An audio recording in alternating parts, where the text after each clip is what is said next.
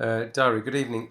If you've been following our blog, you'll notice that a guy from Marcus did a 50k trail marathon yesterday on Sunday.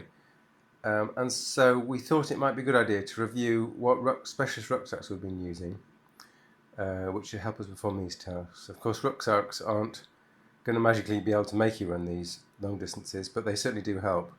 I've actually used this Peter Bakwin Ultimate Direction version 3, to be exact, rucksack on both this 50k run and also the 100k trail run that we performed in Cornwall earlier this year. Links to both will be in the blog post for Tuesday. But without further ado, I found this rucksack to be really a very comprehensively capable rucksack, and I'm about to show you very quickly why. Firstly, it's a new generation style rucksack which has two, you might think, rather weak looking mounts here to hold the rucksack. Here's the bottom one, here's the top one. I'm much more used to rucksacks having a very solid upper chest strap and like a belt that goes right round the waist. This rucksack sits much higher on your body, and as a result, although the weight is higher, and the bladder bottle, as you'll see, is vertical, not horizontal as I previously raved about. It does have the advantage of covering less of your back, and so when you start to sweat, so in moderately warm conditions, you're going to be sweating into this rucksack less, so you're going to have a better breathability because more of your body is going to be exposed. So that's the first advantage of this sort of new style of the figure hugging rucksack that sit much higher on your body. The key thing about this rucksack is pockets, and I think for a long ultramarathon you do need a lot of pockets. You're going to be carrying some essential equipment, some mandatory equipment that they're going to ask you to take on the race, like a head torch, like a smartphone, maybe a specialist GPS tracking device they may be giving you. You're also going to need to take a lot of food. And so this rucksack balances out quite well because not only has it got a lot of space on the back, but also along the sides and on the front. So let's just quickly have a look and see what we've got. So at the back, we've got this open pocket here, which can be pulled with these elasticated cords tight. And you've got this open area at the top here. So two open areas, which can be pulled quite tight so things don't fall out. You've got the main compartment inside here, which will contain the items you want to keep safe, perhaps clothing you want to keep dry. And then you've got the bladder compartment right at the back, the bladder being optional, as I'll explain in a minute.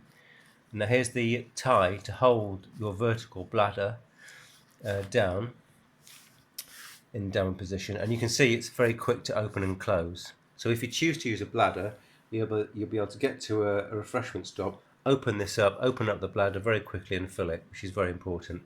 But actually, on the right hand side, there is this large mesh pocket here, and it does come with this 500 milliliter bottle. So depending on how the distance between your refreshment stops, I've found that with my very low drinking, I can get away with this 500 milliliter bottle, especially in cold conditions. So on the 50 kilometer run yesterday, I think I drank on the whole run less than 1 litre. In fact, at the end, I actually have to pour some of this water out, or some special fluid out, just to make it lighter, because I hadn't drunk even the 500 millilitres that was contained there. But that 500 milliliter soft flask will fit in there, and you can sip at that while you're running. Obviously, it goes down like any soft flask, and the weight's on the front, so that balances out quite nicely with what weight you might have on the back. What I tend to do on the left-hand side here is a very large mesh pocket. I have quite a large 5.5 inch smartphone. That's put in a waterproof bag, and that's put in here. And that's immediately accessible. Also, very important to me, is that this rests quite high on your front left-hand side. And so the distance between that point and your ears is very short. It's only a couple of centimetres, let's say 20 centimetres. And that's important because if you use a Bluetooth headset, you're going to get a connection. You're going to get a reliable connection without wires. And indeed, yesterday I took, I think, a total of 4 or 5 Bluetooth earbuds, of which 2 were faulty, so I ended up using 3 Bluetooth earbuds for the duration, and the connection was absolutely perfect going from that pocket up to my left ear. So what other pockets have we got? We were on the subject of pockets. There's 2 pockets, one on the right here, one on the left here, and inside the pockets is a mechanism to actually expand or contract this distance. So you'll see there's nothing underneath this rucksack in terms of adjustment. It's all done inside this pocket, so it's beautifully flush, and you would make this distance smaller by the mechanism inside here, which is great. But also you've got these 2 zip pockets. The zips pull outwards towards your front, so you always know, in a consistent fashion, whether the zip is closed or not, and those can store a lot of gels or whatever you would like to put it. I personally put gels in this left and right pocket here. You've got a pocket here, another zip pocket, which I didn't use for these shorter 50k events, but you've also got 2 more pockets up here to store things like keys, and you've also got a safe pocket inside here on the top here, where I put things like a wallet in a waterproof bag. On the left hand side you've got this open pocket, so this is good for me for when you get to a stop. They may be handing out food, so food that you'd kind of want to eat, say for the next couple of kilometres. You don't want to just stand around at the water stop and eat there. So I would bung all my food in here, and then as I set off I can eat that food, say for the next 5 to 10k or even to the next stop. So the key thing about this rucksack is really pockets. There are pockets everywhere. It weighs just grams, really, really lightweight. Another very good feature is you see this soft fabric on the edges everywhere. This is so that if you would wear it close to your skin, it's going to be very soft, but there's no sharp edges. It's soft lines absolutely everywhere.